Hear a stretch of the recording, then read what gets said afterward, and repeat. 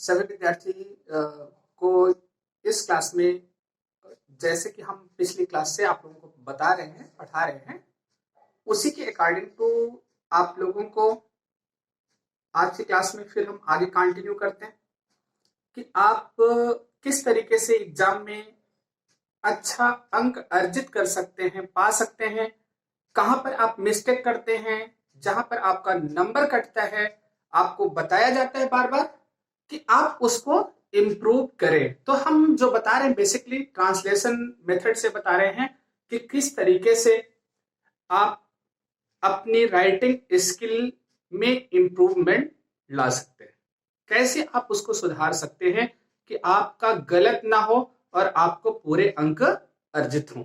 अब देखिए, हम कल आप लोगों को कुछ टेंस लिए, मतलब बेसिकली प्रेजेंट इंडेफिनिट या पास्ट इंडेफिनिट लिया। आज भी कुछ सेंटेंस ऐसे लेकर के कि आप लोगों को बताते हैं, आप लोग ट्रांसलेशन भी सीखिए और उसके साथ कहां पर आप मिस्टेक करते हैं, कहां पर गलती करते हैं, उसको भी आप सुधारने की कोशिश करें। ठीक, अब देखिए कुछ एक्सेप्शनल ही लेते हैं जहां पर कि आपसे गलती होती है, उसको आपको समझना है कि कहां पर आप मिस्टेक करते हो, कहां पर गलती करते हो, उसी को आपको सुधारना है। देखिए, जैसे मान लीजिए एग्जाम्पल्स आपको हम देना शुरू करते हैं। टॉपिक है हमारा जो सेंटेंस इंप्रूवमेंट का,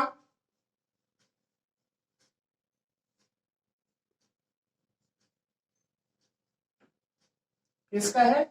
सेंटेंस इंप्रूवमेंट। ठीक, किस तरीके से हमारी सेंटेंस में गलती ना हो उसी को हमको पढ़ना है। जैसे मान लीजिए एक हम सेंटेंस लिख रहे हैं, यहां पर लिखा गया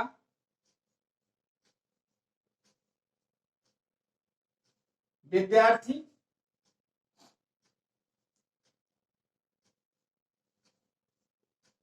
किसके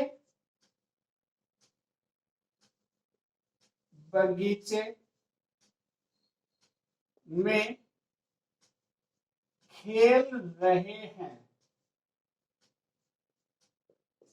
लिखा गया एक विद्यार्थी किसके बगीचे में खेल रहे हैं।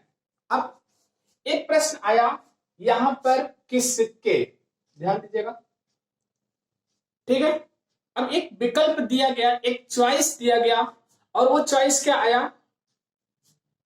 चॉइस ए आया कि हम किस, मतलब विद्यार्थी किसके बगीचे में, इसका मतलब बगीचे कई हैं। ठीक है, उसमें से किसी एक बगीचे में विद्यार्थी क्या कर रहे हैं? खेल रहे हैं। अब उसको आपको ध्यान रखना है। देखिए, हम किसके के लिए यहां पर क्या लगाएंगे? व्हिच लगा सकते हैं, लेकिन व्हिच लगाएंगे नहीं। क्यों नहीं लगाएंगे? व्हिच हमारा थिंक के लिए यूज होता है, और जो बगीचा है जिस पर किसी व्यक्ति का अधिकार है, जो पॉजेस करता है, उसका है, इसलिए यहां पर हम हुज लगाएंगे। तो अब लगाया गया मतलब किसके बगीचे, यही आपका इंट्रोगेटिव वर्ड हो गया। ध्यान दीजिएगा, किसके बगीचे, यही आपका इंट्रोगेटिव वर्ड हो गया। क्योंकि यहां पर पॉजेसिव केस का प्रोनाउन किया गया है, वो बगीचे नाउन के पहले लिया गया है, इसलिए हम इसको स्टार्ट करते हैं कहां से? हुज लिखा गया। देखिए, हुज लिखा गया, हुज के बाद हमने प्रयोग किया क्या? गार्डन लिखा गया, हुज गार्डन। अब विद्यार्थी लिखा गया, जबकि यहां खेल रहे हैं, ए सेंस दे रहा है, इसका मतलब क्या है? प्लूरल है, स्टूडेंट्स। हिंदी में भले ही विद्यार्थी लिखा गया है, लेकिन अंग्रेजी में क्या है? प्लूरल है। तो जहां पर हम क्या करेंगे? स्टूडेंट्स लिख रहे हैं और टेंस के अकॉर्डिंग टू हम हेल्पिंग वर्ब लगाएंगे आर। क्या हो गया? Whose garden are students.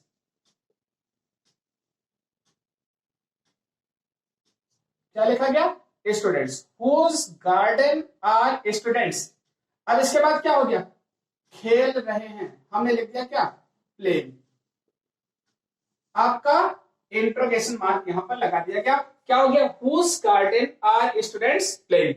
एक अभी गलती है, में लिखा गया। क्या लिखा गया है? में। तो आप फिर एक चीज ध्यान रखिएगा, जब हम use of the position of pronoun पढ़ाएंगे, प्रीपोजिशन पढ़ाएंगे, तो वहां पर क्या होता है, कुछ इंट्रोगेटिव वर्ड हमारे ऐसे होते हैं जिनका के साथ जो प्रीपोजिशन होता है वो सेंटेंस के लास्ट में लगाया जाता है। तो यहां पर आपका इन लगेगा, आपका बन गया क्या, whose garden are students playing in।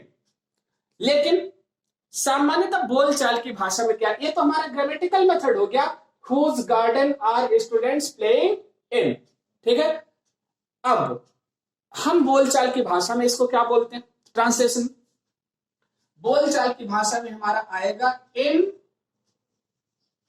whose garden, ध्यान दीजिएगा क्या लिखा गया, इन whose garden, मतलब किसके बगीचे में आर स्टूडेंट्स प्लेइंग। अब हमने यहां पर लगा दिया इंट्रोगेशन मार्क। अब अगर कहीं ट्रांसलेशन में आता है तो ये सेंटेंस आपका सही है, कोई दिक्कत नहीं है, लेकिन अगर बेटा कहीं सेंटेंस इंप्रूवमेंट में आ जाएगा, किसमें, सेंटेंस इंप्रूवमेंट में आ जाएगा, ये वाला पोर्शन हमारा गलत हो जाएगा, हमारा करेक्ट कौन सा हो जाएगा, ऊपर वाला सही हो जाएगा, क्योंकि ऐसे इंट्रोगेटिव सेंटेंस में प्रोनाउन मतलब जो प्रीपोजिशन होता है उसको हम कहां पर लगाते हैं, बाद में यूज करते हैं। तो ये आपका ध्यान रखना। लेकिन ट्रांसलेशन या बोलचाल की भाषा में जो मॉडर्न इंग्लिश हमारी यूज करती है वो ये होता है इन whose garden are students playing। अब इसमें कोई दिक्कत आप लोगों को, नो। अब गलती कहां करते, विद्यार्थी को स्टूडेंट लिख देते, अगर स्टूडेंट जैसे ही लिखते यहां आर के स्थान पे क्या लगा देते, इज लगा देते, और आपका सेंटेंस पूरा क्या हो जाता, गलत हो जाता। ये चीज आपको ध्यान में रखना है। ओके, हमारे ख्याल से आप लोगों को समझ में आया होगा। अगला देखिए, ये तो पहला एग्जाम्पल है। दूसरा एग्जाम्पल आप लोग नोट करिए, आप लोगों को बताते हैं।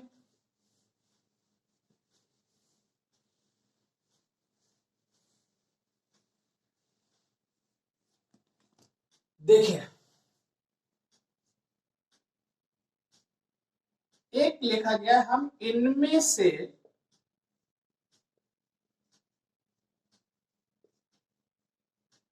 कितने विद्यार्थी, ध्यान दीजिएगा, इनमें से कितने विद्यार्थी परीक्षा नहीं दे रहे हैं।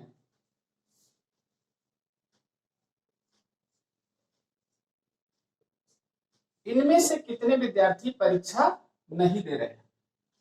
अब एक सेंटेंस आ गया आप लोगों के सामने, बहुत ही प्रॉब्लम क्रिएट करता है, देखने में बहुत आसान है लेकिन ऑप्शन हम क्या कर जाते हैं, हम मिस्टेक कर जाते हैं। इनमें से कितने विद्यार्थी परीक्षा नहीं दे रहे हैं। पहली गलती क्या आती है, हम परीक्षा जहां लिखा है ना, परीक्षा देना, ध्यान दीजिएगा, परीक्षा देना का हम गिविंग यूज कर देते हैं। एक शब्द हमारा आता है गिविंग, हम प्रयोग कर देते हैं, और एक गिविंग हमारा रॉन्ग हो जाता है। यहां पर हमको किसका प्रयोग करना पड़ता है, टेकिंग का, ध्यान दीजिएगा, किसका प्रयोग करना पड़ता है, टेकिंग का। तो अब यहां पर अगर हमको करेक्ट करना है तो हम क्या करेक्ट करेंगे, ट्रांसलेशन पहले देखिए, सेंटेंस हमारा इंट्रोगेटिव है, कितने विद्यार्थी लिखा है, ठीक है। अब कितने विद्यार्थी के लिए हम क्या लगाएंगे, हाउ। अब मच मत लगाइएगा, मच चूंकि क्वांटिटी शो करता है, आप लोगों को बताया भी है, हाउ मेनी देखा गया। अब विद्यार्थी है, हाउ मेनी के बाद प्लूरल नाउन लगता है, हमने लिख दिया स्टूडेंट्स, क्या हो गया, हाउ मेनी स्टूडेंट्स। अब यहीं पर लगाया गया कौन सा टेंस है, कंटिन्यूअस है, तो यहां पर हमने लगाया क्या, are, how many students are, ठीक है। इसके बाद परीक्षा देना, टेकिंग, क्या, एग्जाम, एग्जाम का शॉर्ट फॉर्म एग्जाम भी लिख सकते हैं, एग्जामिनेशन भी लिख सकते हैं। टेकिंग क्या हो गया, examination, taking, how many students are taking examination, इनमें से, इन देम, नहीं, इनमें से मतलब फ्रॉम लगा लीजिएगा, फ्रॉम देम, ठीक है। फ्रॉम चूंकि प्रीपोजिशन आ गया, प्रीपोजिशन के बाद ऑब्जेक्टिव केस लगता है, हम इसलिए क्या लगा दिए, देम लगा दिए। फ्रॉम दीज नहीं लगाएंगे, क्यों नहीं लगाएंगे, क्योंकि फ्रॉम के बाद हमेशा ऑब्जेक्टिव केस आता है, इसलिए हमने ऑब्जेक्टिव केस लगाया और यहीं पर लगा दिया क्या, इंट्रोगेशन मार्क। देखिए ऐसे ऑफन मिस्टेक होता है, अभी हम खुद फुल स्टॉप लगा दिए थे।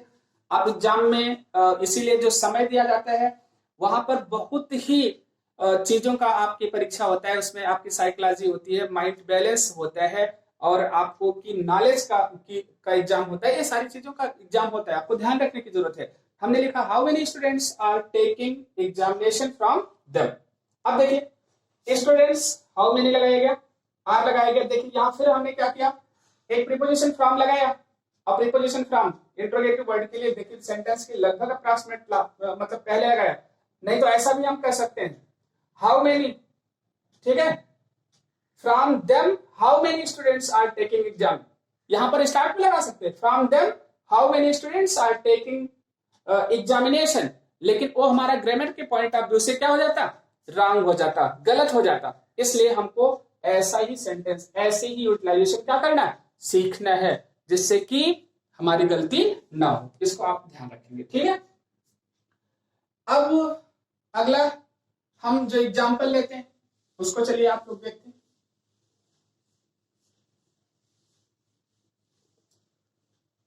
अगला हो गया,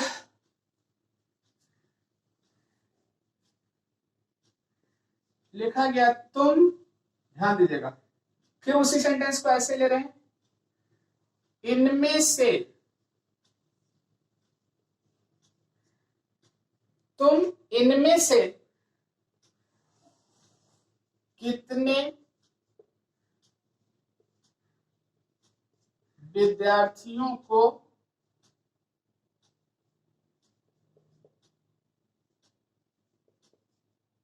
तुम इनमें से कितने विद्यार्थियों को पढ़ाते हो, चलिए लिख दिया, तुम इनमें से कितने विद्यार्थियों को पढ़ाते हो। एक सिंपल सा सेंटेंस आपके सामने हमने लगा दिया। अब की बात देखिए, कंटिन्यूअस से हटाया और हम प्रेजेंट इंडेफिनिट पे ला दिया। अब फिर कितने विद्यार्थियों को पढ़ाते हो, ठीक है, कौन, तुम। अब की बात देखिए, यहां पर हम यहां से स्टार्ट किए, हाउ, इसके बाद क्या लिखा, मेनी स्टूडेंट्स, ध्यान दीजिएगा, हाउ मेनी स्टूडेंट्स,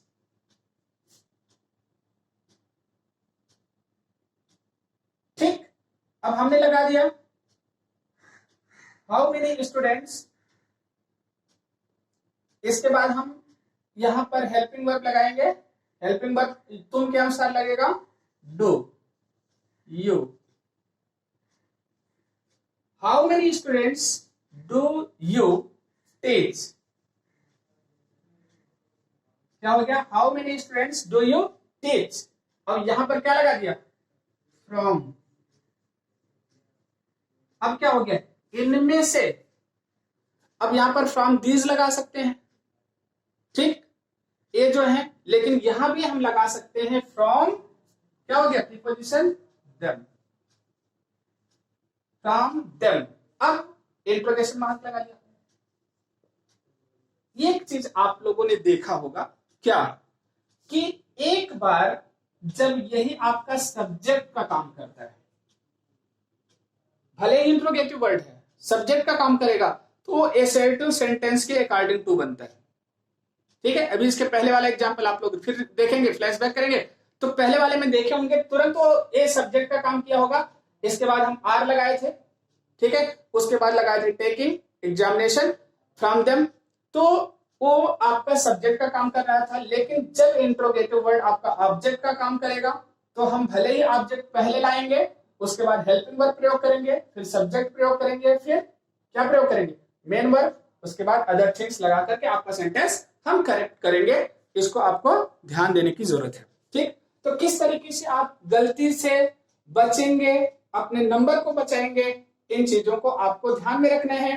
जैसे हाउ का एच कैपिटल से होगा, मेनी के बाद स्टूडेंट्स कैपिटल लेटर से लिखा जाएगा, हेल्पिंग वर्ब आएगा, फिर सब्जेक्ट आएगा, फिर मेन वर्ब, ठीक है, फिर लास्ट में इंट्रोगेशन मार्क, किस तरीके से हम लगाते हैं। आगे देखिए, अगला एक सेंटेंस और ले लेते हैं लास्ट में। जैसे लिखा गया,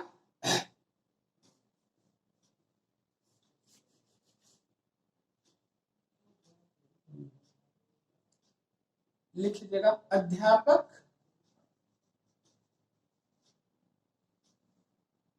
ठीक है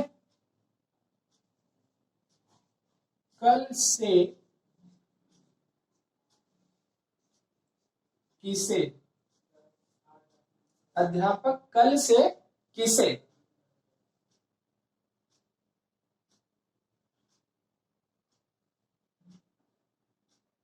चलिए ढूंढ रहे हैं,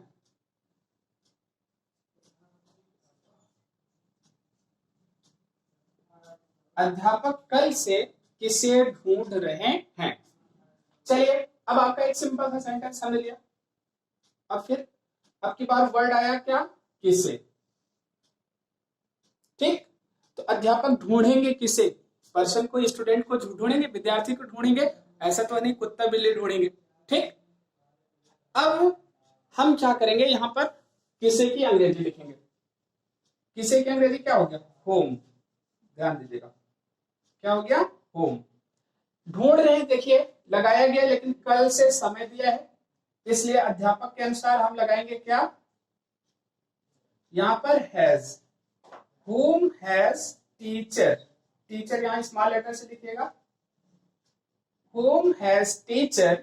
अब क्या हो गया, ढूंढना, सर्चिंग, ठीक है, whom has टीचर। एक चीज आपका छूट गया, और वो छूटा क्या, बीन, जो कि प्रेजेंट परफेक्ट कंटिन्यूअस है। whom has teacher been searching, कब से, सिंस yesterday, since yesterday। क्या हो गया, whom has teacher been searching since yesterday। एक तो आपका ये बन गया, ध्यान दीजिएगा, लास्ट में इंटरोगेशन मार्क लगा दिया आपने, yesterday लगा दिया, या since के स्थान पर अगर far लगाते तो गलत होता, क्योंकि कल से आपका पॉइंट ऑफ टाइम है। या हैज के बाद अगर बीन नहीं लगाते, जैसे भी हमसे मिस्टेक हुई, तब भी आपकी गलती होती। एक तो आपका ये पैटर्न बना, अगर ऐसा आपने लिखा आपका सेंटेंस करेक्ट हो गया। लेकिन यहीं पर मॉडर्न इंग्लिश कैसे लिखेंगे इसको समझ लीजिएगा, आप लोगों को बता देते हैं। अगर कहीं ऐसा सेंटेंस आता है तब भी गलत नहीं होगा, हु हैज टीचर, ठीक है, been searching since yesterday, last में इंटरोगेशन मार्क। अब यहां पर क्या होता है, आज मॉडर्न इंग्लिश जो है होम का यूटिलाइजेशन नहीं करती है, इसके स्थान पर सब्जेक्टिव केस को भी, मतलब ऑब्जेक्टिव केस हु को as an interrogative word use कर लेती है स्टार्टिंग में। बस ध्यान क्या रखना है, अगर होम हैज के बाद सब्जेक्ट आ रहा है तो मान के चलिए ऑब्जेक्टिव केस का है, अगर केवल उसके तुरंत बाद वर्ब और मेन वर्ब आ जा रही तो वो मान के चलिए कौन सा आपका होगा, सब्जेक्टिव केस। ओके, तो इसको ध्यान रखना है आपको, जो भी चीज आपको बताई जा रही है आपके एग्जाम के लिए, आप लोग इसको अच्छे से क्या करें, तैयार करें, और ये आपकी परीक्षा में बहुत ही आपके लिए क्या होगी, सदुपयोगी होगी।